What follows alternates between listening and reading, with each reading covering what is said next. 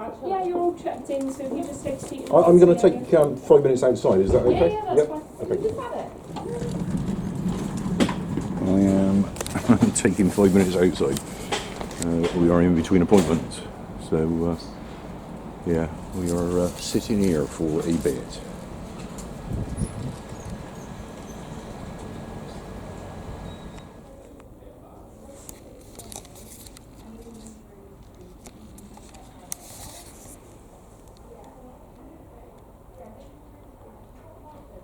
It is recording, thank you very much. I shall put it back in my pocket. No problem at all. So we last met in November last year, when you first started on the Bar Console. Right. And then you saw one of my registrars last time you came, beginning of December. Yes. And the plan was to continue the Voriconazole Yes. following that appointment. And I believe you've seen the ophthalmic. They've taken a great deal of interest, and I don't quite understand why. Okay. Because the all of my visual stuff, that was the side effects of the medication. It's well documented. Yeah. I don't know why they're quite so intent on having me in for hours and hours, checking my eyes out all the time. All right. Oh, they give you a thorough going over. I've had 2 full eye tests. Each one is like about 3 hours waiting around in the waiting room. Okay.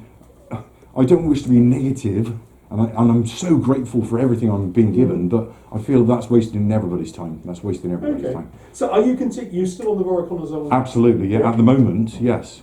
And as far as you're concerned, Evil stuff. any evil stuff? Okay, in terms of what? Side effects. In which ones? The visual stuff, when I first started taking it, it was marked. It was just like hanging on for the ride. I've got used to it now. So it's much less. It only affects me badly for the first hour after having taken it. Bright lights, can't stand bright lights. I can't see in the dark. So yeah, significant side effects in that respect. Right. Mental confusion, I would say, pretty serious. Yeah. I don't know if that's exacerbated by the conazole, or if that's something else going on here. Okay. That's a bit scary to me, that, because I'm, it's almost like I'm suffering dementia now, for Christ's sake. So is it memory that you're struggling with? No, a little bit of confusion. When I first take the tablets, certainly for the first hour or more, anxiety type, terrible feeling of uptightness and the sort of ongoing inability to remember stuff, making silly mistakes, all of that, which is relatively new since the onset of my initial problems in August, but perhaps exacerbated, I think, now by the Voriconazole. Okay. Anything else? I'm trying to remember now. This is just absent-mindedness, you see. Any numbness, tingling in the fingers? None of that. No physical sensations at all. It's all in my head. It's all in my head. What I'm suffering is permanent headache, and a sort of a dizziness, which kind of gets worse, better, whenever it does. But constant headache, but variable dizziness. Okay. How about you? Any good sides to this? Well, clearly the good side is that the initial sputum production, all that coughing and spluttering and thinking I was dying, that's pretty much ceased. It's, I think, still there, but at a low level. So you're coughing up a lot less than you were? Much less, okay. But it's still present. It's most noticeable when I eat. Okay. So after I've eaten, I got a lot of clearing up to do, coughing, spluttering, and in the mornings. It's now almost like I've got a heavy cold. My nose full of it. All in the mornings especially, just absolutely. So sort of nasal congestion. Yeah, absolutely, yeah. In the morning. Okay. One of the things that at the last eye thing I had, they emailed me to say, right, everything's fine, everything looks okay. This was last week's one. Yes, everything's fine. But they're going to have another look in a month's time, do all the same tests again. And they said something about, and I use their words, a head scan. What's that about? What's that? Maybe a CT scan of your head. That I would welcome, purely from the point of view of, have I got some form of aspergillosis damage to my nasal cavities, potentially. Okay. And That'd be why unusual, have but, I yeah. got a headache all the time? Hmm. And is there, with such a head scan, would it show early dementia?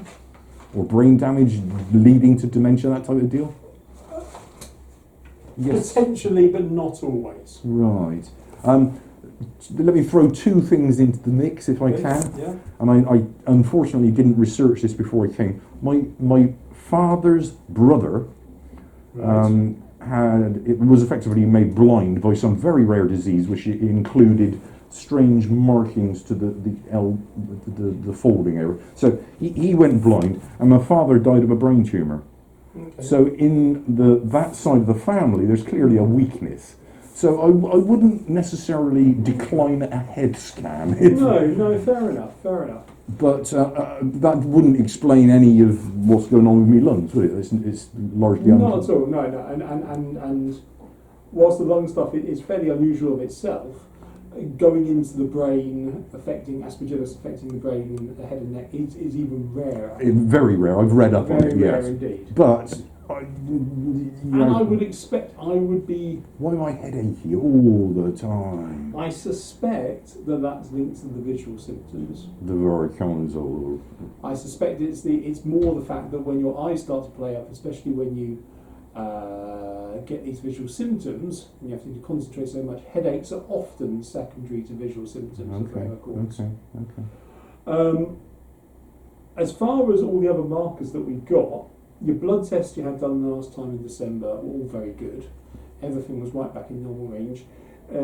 Your eosinophil count, which is one of the types of white blood cell, if you remember right back at the very beginning of all this, started the ball you had a rolling. very high Yes. eosinophil count. It is now 0.6, so it's almost back to normal range. Okay. It was previously, I think it was up as high as 18 or so to start, Right. which is incredibly high. Your chest x-ray looks a bit better. Your chest x-ray from December, this is you in December, this was you in September. Can I And grab one? there are slight differences in the way it's been taken, so that's why the pictures look slightly different. Right, what am I looking at? The one on the right is... So that is you on the 9th of December, that is you on the 21st of September. Right. And whilst I can't see a lot it's of a little difference. bit of a mixed bag. What we can tell is this looks slightly more solid up here than it did there, Right. but it's not as widespread. And the widespread increased shadowing, which goes all the way out here, all the way down here, and around here, is much less on this than it is on that. The changes on the right side, which are particularly around here, are less pronounced on the one in December than they were in September as well. So overall, it looks like it's heading in the... I think the combination of that and your blood tests, as far as the aspergillus infection The are drugs going have in done the the right business. they're going in the right direction. Are we still carrying on with Well, that is a debate. You're getting a lot of symptoms, undoubtedly, and I think a large amount of what you're talking about would fit with side effects of the varicose. Right. What was encouraging was that the second time round that they did your eye tests was that they felt they looked better. The field of view, I had a problem with that. They thought you were better in it the second time Yes. round than you were in December. Yes. The one place they mentioned a brain scan here, what they mentioned was after your first eye test, if the defect on the testing, on the visual field testing, had persisted, then they were going to do a brain scan. I think, and we'll wait for the full confirmation because they've got their kind of report here and then they sent a letter. It looks like they were going to discuss it with their consultant to see whether or not, after the second test, which was better than the first test, would you still need a brain scan or not? Okay. The email I've received suggests that she did speak to her consultant, Oh, right. and they are going to have me back in a month and go for a head scan. Yeah. So, So there was a lot of the stuff that you were talking is that an overabundance of caution, do you think? I mean, I don't want to waste your resources no, here. it's you know? not an overabundance. I mean, it is, I think, probably a sensible amount of caution Okay. rather than an overabundance. We're dealing in a slightly odd situation here, and this is an unusual condition. Obviously, they don't want to mess around with eyesight and problems thereof. I am In still... terms of our options, now, and you've had 2 months of treatment, Right. which is about you're just over halfway through. Okay. But you're getting some symptoms. Some I don't really like the sound of very much. It's nasty stuff. It's nasty stuff. And there is no doubt it is quite a toxic medication. Yeah. The alternatives that we have. So we have.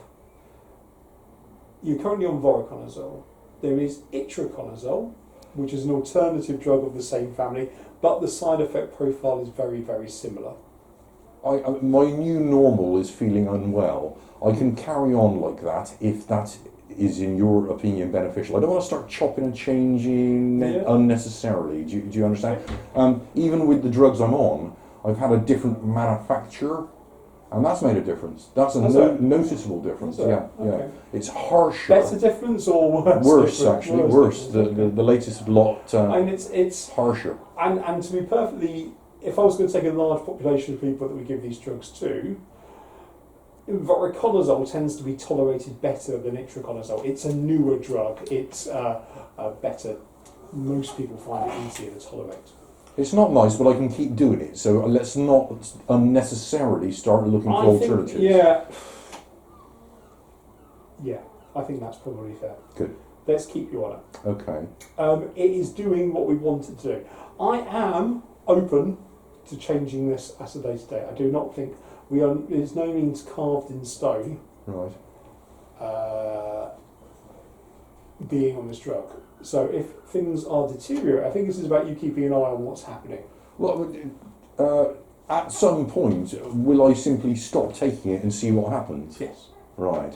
But you think another couple of months? 16 weeks would be the normal time period of treatment that I'd be aiming for. Right, okay. And of which you started at the beginning of November, so we're about 8-9 weeks. Well, we're probably more like 10 weeks now into it. Right. I'll need another script. You will indeed, absolutely. Because the GPs don't want to give this. Right. But I haven't counted how many, but I'm sort of coming down low. Fine. Okay. So I would like to do that today, if I may. Of course. What we'll do, I'll give you another prescription today. Right. Absolutely. Well, we aim to see you again in 4 weeks. Okay. Just to see how you are on this stuff. Thank you. Okay. I think absolutely, and everybody who I do this with, I would do this on. Because every 4 weeks I want to see how you are. Sometimes I want to do blood tests and chest x-rays. Other times I just want to see how you are. What was the other thing that was going to cross my mind? Your breathing test from today. Yes, how does that look? Your tests do show a large degree of airways obstruction, which would fit with your smoking history. Yeah, okay. So there is certainly evidence of COPD, chronic obstructive pulmonary disease. Yeah. Okay. But this was not the case prior to me becoming ill in August with the aspergillosis. Yeah, it's been there. Your breathing's always certainly got worse. Far worse. With the aspergillosis. Far but worse. when we look at your CT scan, right from the beginning, I mean, once we get past the aspergillus infection bit at the top of the lungs, we get down to what the rest of the lungs look like. Right.